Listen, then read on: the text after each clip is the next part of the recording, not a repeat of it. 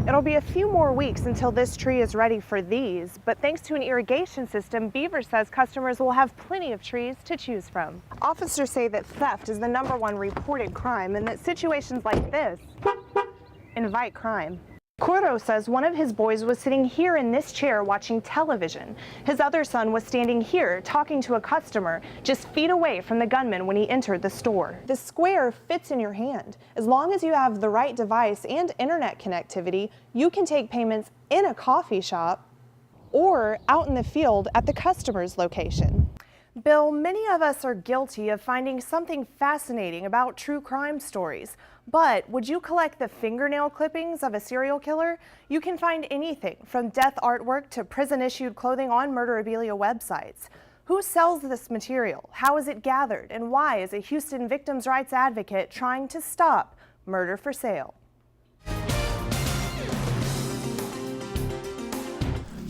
Self-portrait of Charles Manson. That's John Wayne Gacy, the killer clown. A painting by Richard Ramirez. They have serial killer wall calendars. In Atlanta, child murderer Wayne Williams. You have serial killer wall clocks. It's a letter from Unabomber Ted Kaczynski. Serial killer snow globes. A letter from Charles Manson. All of these items have something in common.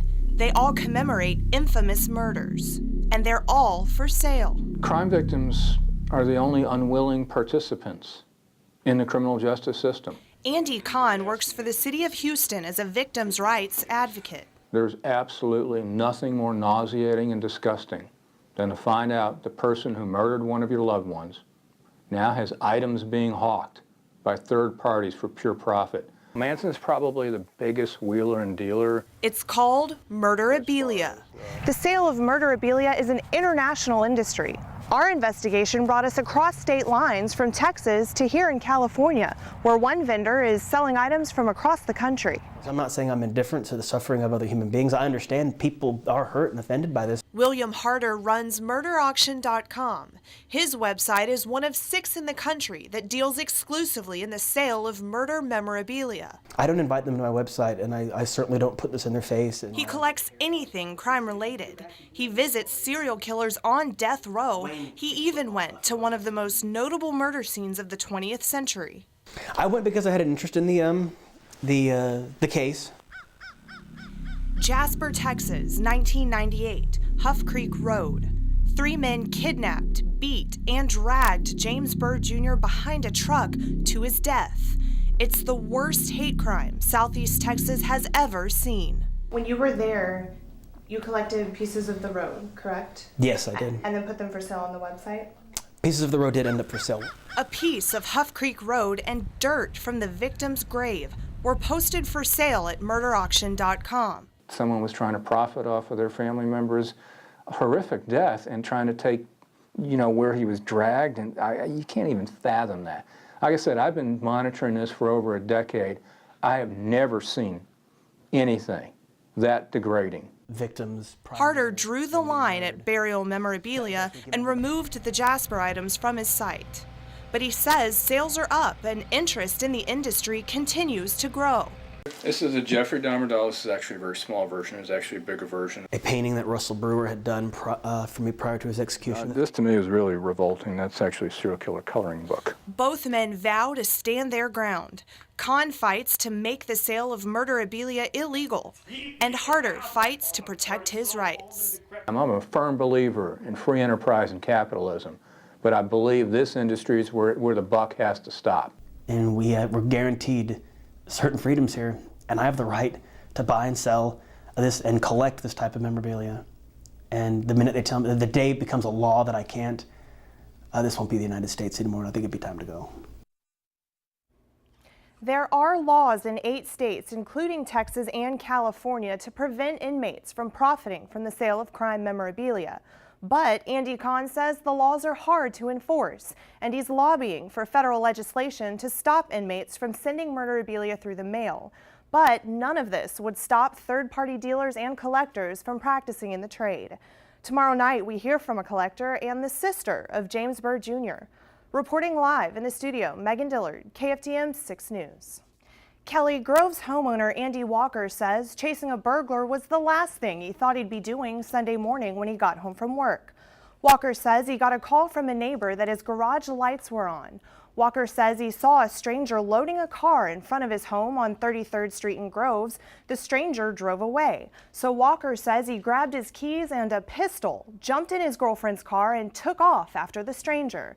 In the course of a high-speed chase, Walker fired 5 shots at the fleeing driver. And I shot right here, boom, boom, boom, and then he took off. As soon as I caught up with him on this road, I shot 2 more times, and he just floored it the entire way. He threw the red light and everything. Anger, like, you know, how dare somebody come in my yard and start stealing from me. He stole from these neighbors. He dug through his stuff. He stole money out of his truck. I feel better now that he's off the street. The burglary suspect, 22-year-old Jason Melanson, is behind bars at the Jefferson County Jail. His bond is $15,000. But will the homeowner, Andy Walker, face charges? The Grove City Marshal, Jeff Wilmore, declined to speak specifically about the case, but he advises Grove citizens to, quote, allow us to assist you if you are making an attempt to take action. Do not go at it alone. Property can be replaced, you can't. He also says, quote, one is responsible for his actions and can be held accountable should an innocent person be injured due to their response. The Jefferson County District Attorney's Office told KFDM that self-defense laws are complex. No 2 situations are the same, and many factors come into play to determine what is and is not considered self-defense. There's also a difference between protection of oneself and one's property. The DA's office says anyone who acts without fully understanding the law puts themselves and possibly others in danger. Reporting live in the studio, Megan Dillard, KFDM 6 News. 6 News reporter Megan Dillard reports from Bolivar Peninsula. This is the area in question. Rollover Pass has been open for 65 years and it connects the Gulf of Mexico to the Intracoastal Waterway. For many, the pass is a fixture in their community. The Texas General Land Office introduced legislation in 2009 to close the pass because of erosion along the beach and sand deposits. They have proposed putting in a 1,000-foot fishing pier to replace the pass. Members of the Gilchrist Community Association say the GLO prematurely announced in a press release that the pass will soon close. The GCA says to their knowledge, the GLO does not have permission from those who own the land nor the proper permits to close the pass. Warren Adams can see Rollover Pass from his front door. He says the GLO should consider other options. One man can't move a mountain, but hundreds can. And there's always other solutions that can resolve the problems that the GLO faces, as well as those in the community face. The Gilchrist Community Association says they'll continue the fight to protect the pass, and if necessary, they say they'll take it to court. On the Bolivar Peninsula, Megan Dillard, KFDM 6 News. This 7-year-old girl loves playing with Barbies. Now it's getting straighter. Shelby Adams is brushing this doll's hair and talking about her own. Because my hair's short and it's not that long. Shelby has a short haircut because of the damage caused by chemotherapy. Her hair is thin. She's probably got half as much hair as she did when this started. In October, the first grader from Kirbyville was diagnosed with a rare form of cancer. I think the hardest thing is just coming to grips that there's something wrong with your child that you can't fix. The past 8 weeks have been filled with trips to Houston, chemotherapy, and long hospital visits. Thousands of children like Shelby suffer from cancer, and now there's a Facebook movement that hopes to bring awareness through a familiar friend. Girls like Shelby have been playing with Barbies for more than 50 years. Many parents say a Barbie with no hair would give a young girl with cancer a doll she can relate to. I think it's a wonderful campaign. It would help those children who have lost their hair to feel a little more normal, to feel a little more beautiful, and especially in case of the little girls, you know, so much is made about your hair. The Beautiful and Bald Barbie Facebook page has more than 70,000 likes. The goal is to get the attention of Mattel, the toy company that makes Barbie. Just to have these dolls out there to where they see them when they're in a toy store, they're on the shelf with all the other Barbies with the long, pretty hair and what have you, then they're going to feel normal. Normal, a hard thing to feel as a child with cancer. It's kind of hard to brush it when it's tangly. a Facebook campaign that will help girls like Shelby know that they're beautiful, no matter what. She's something else.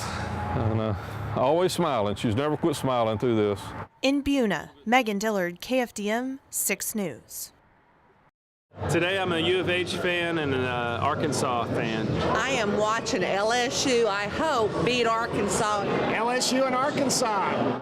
A group of fans of different teams with one thing in common. They aren't shopping on Black Friday. You couldn't pay me to go within an inch of my life near a mall or a shopping center. While many are out shopping, the men and a woman or two are spending their Black Friday at Buffalo Wild Wings. Every year, Mommy goes out with the family to go shopping, and we hang out and have some boy time. From the big boys to the little boys, the couples and the groups. It may be the day after Thanksgiving, but there are no signs of shopping in here. Today, it's all about the football. Football, absolutely. All about the football. One group of men say they had no problem leaving shopping to the experts. Shopping. It is Black Friday, right? Hopefully something for me. So I got my sister and my mom out there, so it's kind of a win-win. A win-win with Black Friday sales or a win on the football field. Black Friday should happen every Friday, so they've got something to do while we're watching football, I guess. Either way, it's time and money well spent. In Beaumont, Megan Dillard, KFDM 6 News.